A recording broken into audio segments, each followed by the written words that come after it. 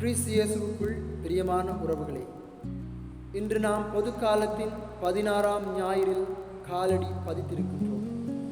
இன்றைய இறை வார்த்தைகள் நமக்கு தருகின்ற செய்தி என்னவெனில், இறைவன் ஒருபோதும் முறைகேடாக தீர்ப்பு வழங்குவதில்லை.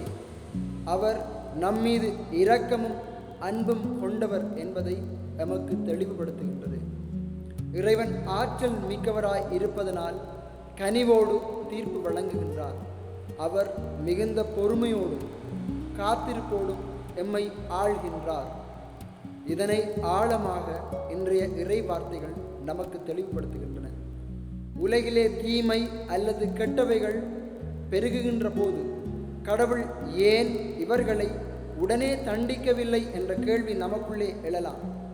ஆனால் இறைவனது இரக்கம் எவ்வாறெனில், நல்லவர்களுக்கு எந்த பாதிப்பும் ஒருபோதும் வந்துவிடக்கூடாது என்பதே ஆகும். தீமையானவர்கள் மனம் மாற ஒரு வாய்ப்பை தருவதாகவும் கடவுள் இறுதி வரை பொறுமையோடு காத்திருக்கின்றார். உலகிலே தீமைகள் தற்காலிகமாக வெல்வது போன்று தோன்றினாலும் உலக முடிவில் இறைவனின் தீர்ப்பு நிச்சயம் உண்டு. நீதியுள்ளவர்கள் அவற்றிற்கான வெகுமதியை பெறுவார்கள். ஆகவே அன்புமிக்க உறவுகளே, எமக்குள் இருக்கின்ற இறைவனின் ஆவி நாம் இறைவனுக்கு உகந்தவர்களாக வாழ எமக்காக பரிந்து பேசுகின்றார். இந்த சிந்தனையுடன் இறைவனில் நிலைத்து வாழ வரம் வேண்டி செபிப்போம்.